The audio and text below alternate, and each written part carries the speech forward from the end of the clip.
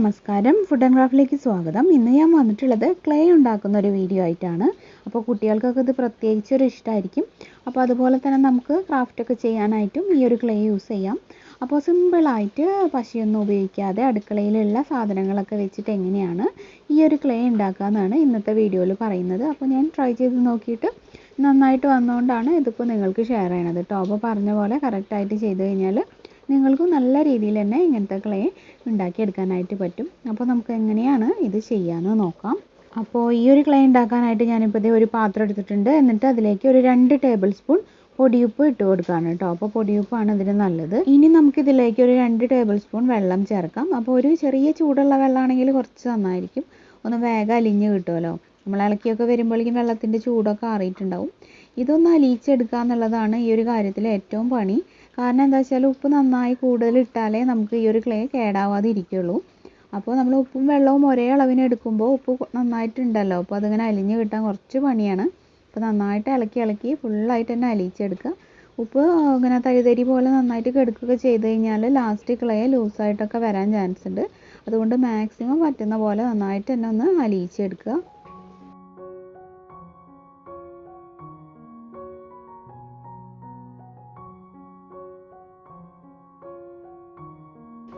ഇനി ഞാനിതിലേക്ക് ചേർക്കുന്നത് മൈദപ്പൊടിയാണ്. അപ്പോൾ നമ്മൾ 2 സ്പൂൺ ഉപ്പാണ് ചേർത്തത്, അതുപോലെ 2 സ്പൂൺ വെള്ളം. അപ്പോൾ നമ്മൾ 4 സ്പൂണാണ് ഈ ഒരു മൈദയുടെ അളവ് കേട്ടോ. അപ്പോൾ ഏകദേശം ഈ ഒരു രീതിയിൽ തന്നെയായിരിക്കും വരിക. ചെറിയൊരു കുറച്ചൊക്കെ ഒന്ന് ഡിഫറൻസ് വന്നാലും പ്രശ്നമില്ല. അപ്പോൾ കറക്റ്റായിട്ട് പറയുമ്പോൾ 4 സ്പൂണാണ്. എന്നിട്ട് കറക്റ്റ് നന്നായിട്ടൊന്ന് മിക്സ് ചെയ്യുക. പിന്നെ നമുക്ക് ഇത് നന്നായിട്ട് കുഴച്ചെടുക്കാനുള്ളതാണ്. ഇനി നമുക്കിതിലേക്ക് 1 സ്പൂൺ ഏതെങ്കിലും ഒരു കുക്കിംഗ് ഓയിലും കൂടെ ചേർക്കാം. ഞാനിപ്പോൾ സൺഫ്ലവർ ഓയിൽ കുറച്ചൊന്നാക്കിയിട്ട് ഒന്ന് നന്നായിട്ട് സ്മൂത്താക്കി കുഴച്ചെടുക്കുന്നുണ്ട്.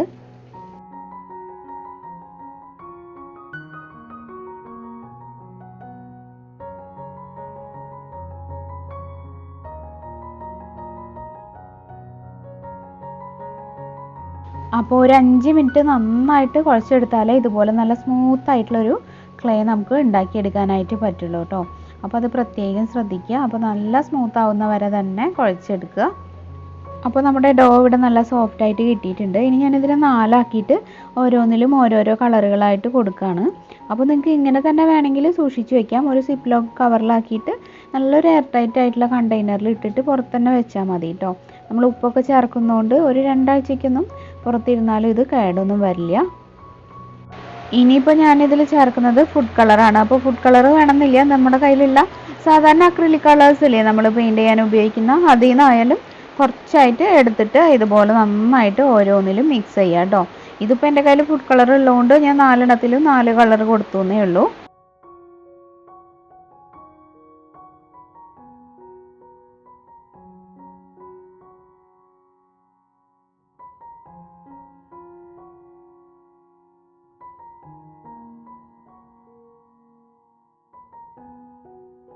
ഇതിപ്പോൾ ഫുഡ് കളർ ആയതുകൊണ്ടാണ് എൻ്റെ കയ്യിൽ ഇപ്പോൾ നന്നായിട്ട് ഇങ്ങനെ ആയിട്ടുള്ളത്. കഴുകിക്കളയാൻ കുറച്ച് പണിയാണ്, പെട്ടെന്ന് അങ്ങോട്ട് കഴിയാനൊന്നും പോവില്ല കേട്ടോ. അക്രിലിക് കളർ ആണെങ്കിൽ ഇതിനേക്കാൾ ഈസി ആയിട്ട് നമ്മുടെ കയ്യിൽ നിന്ന് പോകാനായിട്ട് എളുപ്പമാണ്. കണ്ടോ, ഇപ്പോൾ 4 കളേഴ്സിൽ ഞാൻ ചെയ്തെടുത്തിട്ടുണ്ട്. ഇനി നമുക്ക് ഇഷ്ടമുള്ള ഷേപ്പുകൾ ഈ ഒരു ക്ലേ വെച്ചിട്ട് ചെയ്യാം. അപ്പോൾ ഇത് സൂക്ഷിച്ച് വെക്കുമ്പോൾ ആദ്യം ഒരു പ്ലാസ്റ്റിക് കവറിലാക്കിയിട്ട്, സിപ്പ് ലോക്ക് കവറാണെങ്കിൽ കൂടുതൽ നല്ലത്, അല്ലെങ്കിൽ ഒരു സാധാരണ പ്ലാസ്റ്റിക് കവറിൽ റബ്ബർ ബാൻഡൊക്കെ ഇട്ട് നന്നായിട്ട് ടൈറ്റ് ആക്കിയിട്ട് ഇതുപോലത്തെ ഒരു എയർ ടൈറ്റ് കണ്ടെയ്നറിൽ ഇട്ട് വെച്ചാൽ മതി കേട്ടോ പുറത്ത്. അപ്പോൾ നമുക്ക് 2 ആഴ്ചയ്ക്കൊക്കെ എന്തായാലും ഒട്ടും തന്നെ കേടാവാണ്ടിരിക്കും. ഇത് വെച്ച് എന്തെങ്കിലും ഷേപ്പൊക്കെ ചെയ്യുമ്പോൾ കുറച്ചൊരു കട്ടിയിൽ ചെയ്യാൻ നോക്കുക. എന്നാലും കറക്റ്റായിട്ട് ഉണങ്ങുമ്പോൾ ഉണ്ടാവുള്ളൂ, അല്ലെങ്കിൽ അത് ചിലപ്പോൾ പൊട്ടിപ്പോകാനൊക്കെ ചാൻസ് ഉണ്ട്. അതുപോലെ നമുക്ക് ഇതൊക്കെ ബോട്ടിൽ ഒട്ടിക്കണമെങ്കിൽ ഫെവിക്കോൾ യൂസ് ചെയ്യണം കേട്ടോ. ആദ്യം ഇങ്ങനെ കുറച്ച് എടുത്തിട്ട് ചെറിയ ബോൾസ് ഒക്കെ, എന്നിട്ട് നമുക്കിപ്പോൾ എന്തെങ്കിലും ഫ്ലവറിൻ്റെ പെറ്റലൊക്കെ ആണെങ്കിൽ ഒന്ന് പ്രസ് ചെയ്താൽ പരന്ന് കിട്ടുമല്ലോ. എന്നിട്ട് നമുക്കത് ഫ്ലവർ പോലെ സെറ്റ് ചെയ്യാം.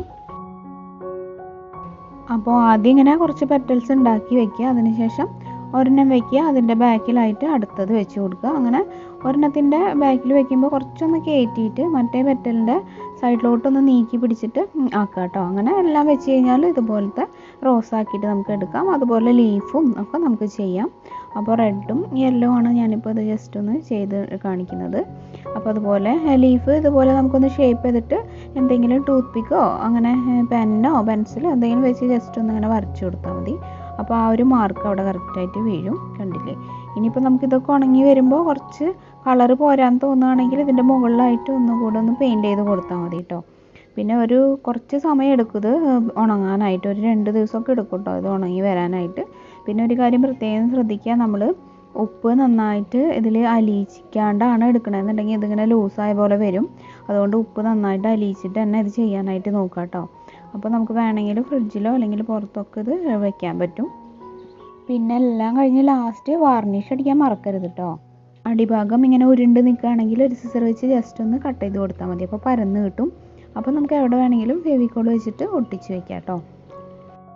അപ്പോൾ നമ്മളിനി കുട്ടികൾക്കൊക്കെ ഇതുപോലത്തെ ക്ലേകളൊക്കെ പുറത്തുനിന്ന് വാങ്ങിച്ചിട്ട് ഷേപ്സൊക്കെ ഉണ്ടാക്കി കളിക്കാൻ കൊടുക്കൂലേ, അപ്പോൾ അതിൻ്റെ ഒന്നും ആവശ്യമില്ല. നമുക്ക് വീട്ടിൽ തന്നെ ഇതൊക്കെ അടുക്കളയിലുള്ള സംഭവങ്ങളാണ്. ഇതൊക്കെ വെച്ചിട്ട് ഉണ്ടാക്കി കൊടുക്കുകയാണെങ്കിൽ അവരൊരു ശല്യമില്ലാണ്ട് അവിടെ ഇരുന്ന് കളിച്ചോളും. അവരുടെ ക്രിയേറ്റിവിറ്റിയും ഒന്ന് നന്നായിട്ട് വരും.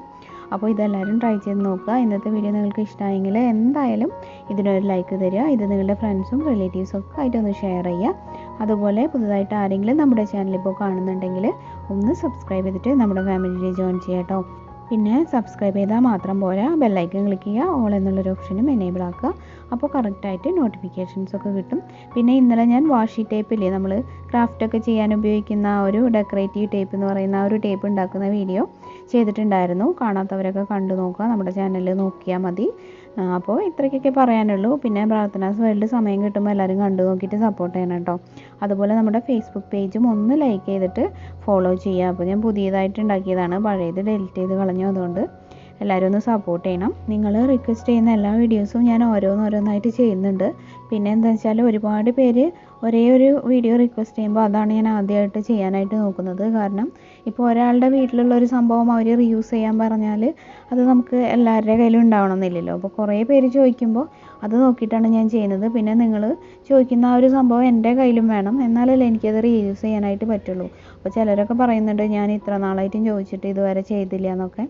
അപ്പോൾ നിങ്ങളത് മനസ്സിലാക്കുക, എൻ്റെ കയ്യിലുണ്ടെങ്കിലല്ലേ എനിക്കത് റീയൂസ് ചെയ്തിട്ട് കാണിക്കാൻ പറ്റുള്ളൂ.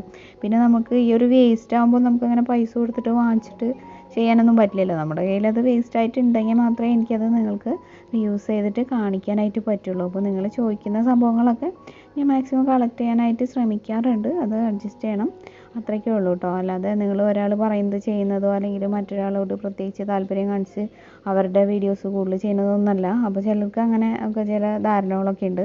അപ്പോൾ അത് മാറാൻ വേണ്ടിയിട്ട് ജസ്റ്റ് പറഞ്ഞു എന്നേ ഉള്ളൂ കേട്ടോ, ഒന്നും തോന്നരുത്. അപ്പോൾ ഇന്നത്തെ വീഡിയോയിൽ ഇത്രയ്ക്കൊക്കെ പറയാനുള്ളൂ. ഇനി നാളെ മറ്റൊരു നല്ല വീഡിയോ ആയിട്ട് വരാം.